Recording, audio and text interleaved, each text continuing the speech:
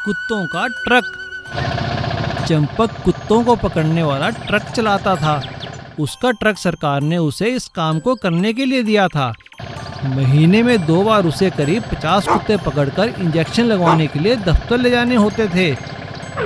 चंपक कुत्ते पकड़ने में माहिर था और वो आसानी से खतरनाक और खूंखार कुत्ते पकड़ लेता था। इसलिए दफ्तर में सब लोग उसकी बात मानते थे। एक दिन उसके ऑफिसर ने उससे कहा, अरे चंपक, शहर के पास बेलापुर नाम का एक छोटा सा कस्बा है। उस कस्बे से कुत्तों के काटने की बहुत शिकायतें आ रही है। तुम वहां चले जाओ और कुत्ते पकड़ कर ले आओ। अरे साहब, इतनी दूर? अगर कई दिन लग गए पकड़ने में तो मुझे कुछ दिन वहीं रहना होगा। इसका खर्चा कौन उठाएगा? अरे तुम्हें इसके पैसे मिल जाएंगे, पर पहले कुत्ते तो पकड़ कर लाओ। चंपक बेलापुर चला गया। अरे ये बेलापुर तो बहुत सुंदर जगह है, यहाँ कुछ दिन तो रहूँगा ही रहूँगा। चंपक ने वहाँ रहना शुरू किया, पर वहाँ उसने एक भी कुत्ता नहीं पकड़ा। एक दिन वहाँ का सरपंच चंपक के पास आया। अरे भाई चंपक, तुम्हें यहाँ आए कई दिन हो गए हैं, तुमने एक भी कुत्ता नहीं पकड़ा। तुम जानते हो ना कि तुम्हारे अफसर का मुझे फ़ोन आया है, मुझे उन्हें सच्चाई बतानी ही होगी।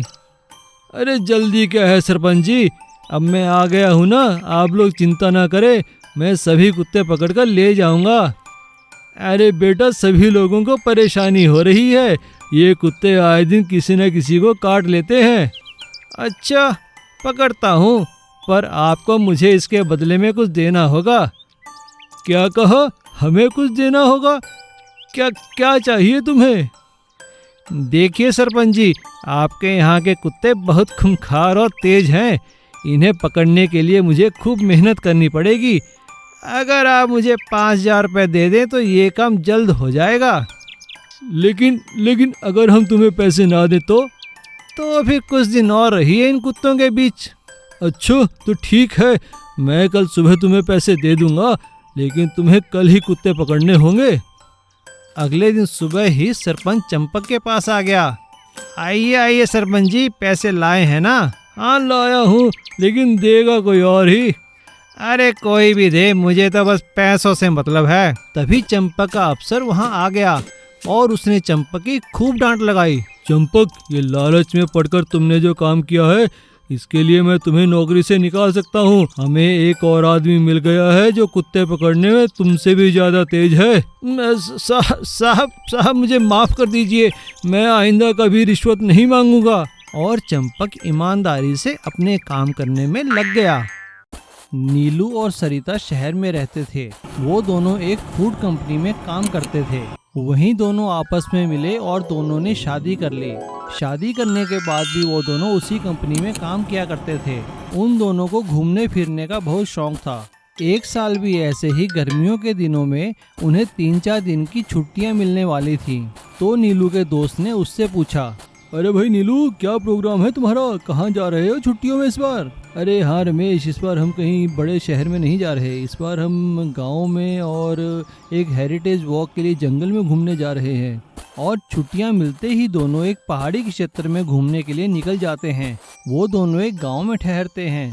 अगले दिन वो लोग सुबह ही गांव की एक टैक्सी लेकर जंगल में घूमने के लिए निकल जाते हैं। टैक्सी वाला उन्हें पहाड़ के नीचे उतार देता है और कहता है, अरे साहब, आप यहाँ से पैदल जाइए और पहाड़ी के चोटी पर मंदिर है, वहाँ से घूम कर आइए। मैं शाम को आपको यहाँ लेने आ जाऊँगा। अगर कोई दिक्कत हो तो मुझे फोन कर देना। यहाँ पे नेटवर्क की कोई कमी नहीं है। टैक्सी के वहाँ से जाते ही दोनों जंगल में घूमने निकल जाते हैं।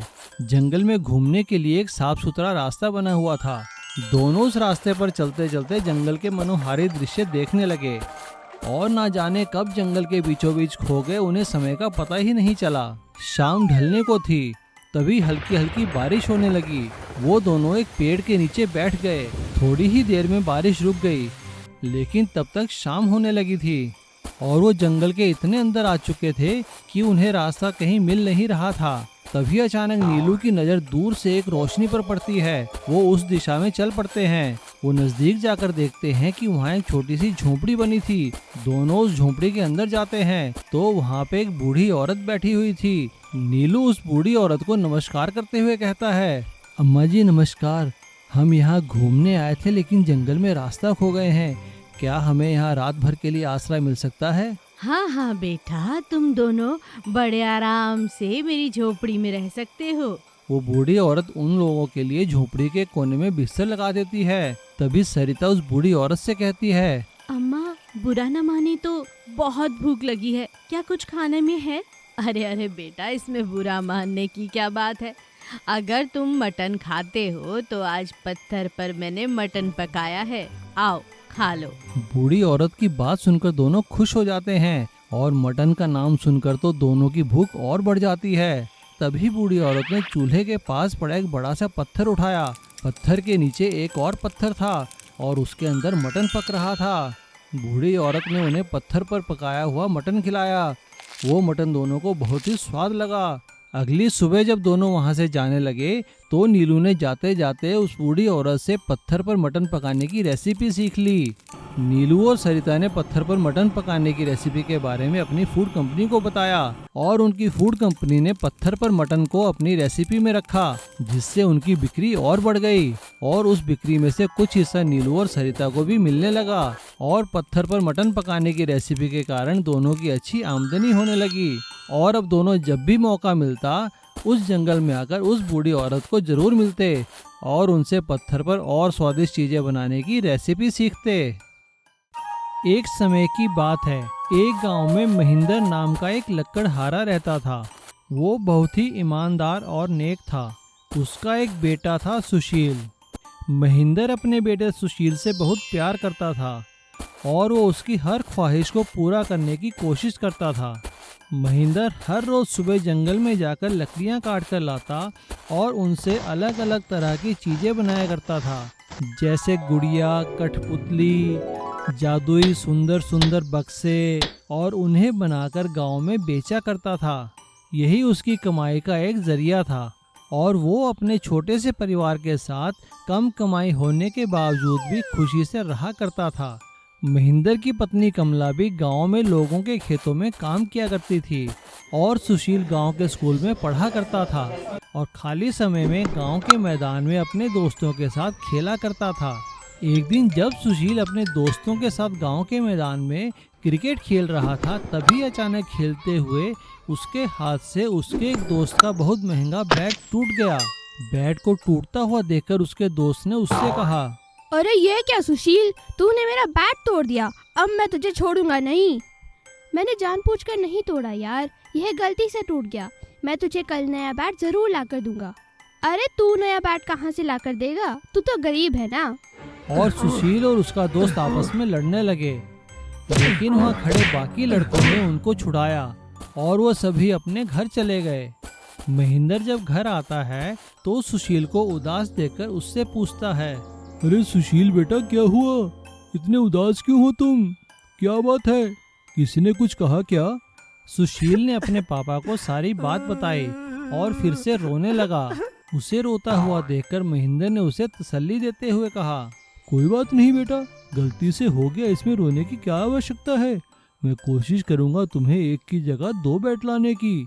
महेंद्र की ये बात सुनकर उसकी बीवी उससे कहती है, आपको पता है ना कि आप नया बैट नहीं लाके दे सकते। चल बेटा आजा, खाना खा के सो जा। और ऐसा कहकर वो खाना खिलाकर सुशील को सुला देती है। लेकिन दोनों के सोने के बाद महेंद्र को इस बात की फिक्र होती है कि वो अपने बेटे को बैट कहाँ से लाकर देगा। तभी अचानक उसकी नज़र घर पे पड़े एक बहुत मजबूत लकड़ी के टुकड़े पर पड़ती है और उसे देखकर महेंद्र को एक आइडिया आता है। वो तुरंत अपने औजार निकालता है और उस लकड़ी के टुकड़े से 2 बहुत ही शानदार बैट बनाता है। दिखने में वो बैट बहुत ही सुंदर लगते हैं। अगले दिन सुबह जब सुशील उठता है तो महेंद्र उसे वो दोनों बैट देकर कहता है, बेटा ये लो, मैंने कहा था ना तुम्हें एक की जगह मैं 2 बैट ला कर दूंगा।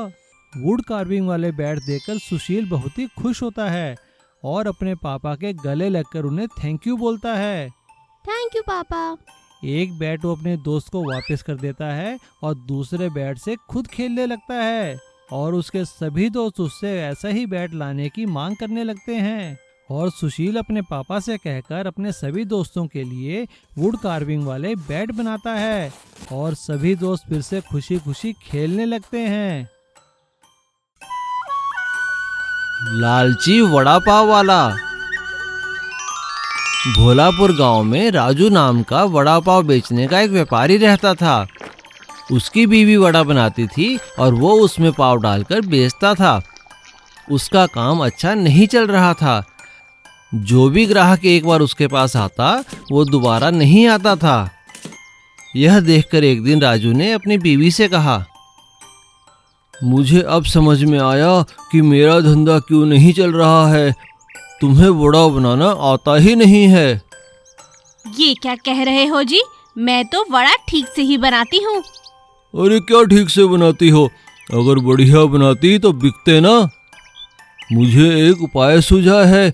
याद है वो उमा बहन जिनके घर हम गए थे?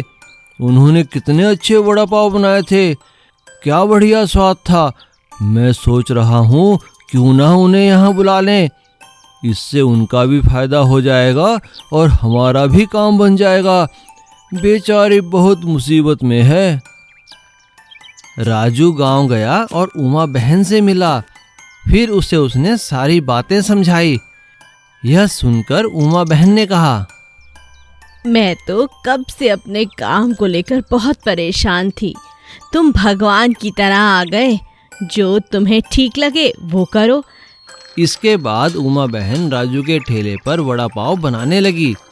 उसके बनाए हुए वड़ा पाव इतने स्वादिष्ट होते थे कि वहाँ पर लोगों की लाइन लग गई। कुछ ही दिनों में उनका धंधा अच्छी तरह चल पड़ा और काफ़ी पैसे भी आने लगे। राजू मुनाफे का आधा हिस्सा उमा बहन को दिया करता था। यह देखकर राजू की बीवी के मन में ईर्ष्या जागने लगी। एक दिन राजू की बीवी ने राजू से कहा, मैं सोच रही थी एक पकवान बनाने के सिवा ये और क्या करती है।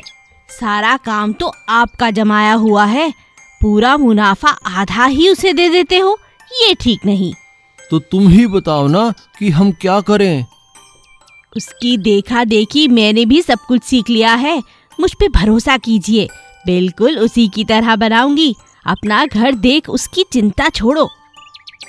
दूसरे दिन राजू ने उमा बहन को अपने काम में हिस्सेदारी देने से मना कर दिया और उन्हें कहा कि अब मैं अकेले ही काम संभाल लूँगा। अब हमें आपकी आवश्यकता नहीं है। यह सुनकर उमा बहन ने कहा, तुम्हें जो ठीक लगता है करो भैया, पर एक बात जान लो कि खाने के धंधे में स्वाद ही सबसे ज़्यादा अहमियत रखता है और मेरे पकवान खाने से धंधा अच्छा चल रहा है। अरे तुम तो लालची हो गई हो। तुम समझती हो तुम्हारी वजह से मेरा काम चल रहा है। मैंने तुम्हें काम दिया और अब मैं ही तुम्हें काम से निकाल रहा हूँ। जाओ यहाँ से। उमा बहन दुखी होकर वहाँ से चली गई। उसने अपने बचाए हुए पैसों से अपना ही अलग ठेला लगा लिया। उसके बच्चों ने उसे नया ठेला लगाने में मदद की। उमा की मेहनत सफल हुई और उसका काम चल निकला। उसे जमींदार के बेटे की शादी में वड़ा पाव बनाने का ऑर्डर मिला और राजू का धंधा लालच की वजह से। सीख, हमें लालच नहीं करना चाहिए।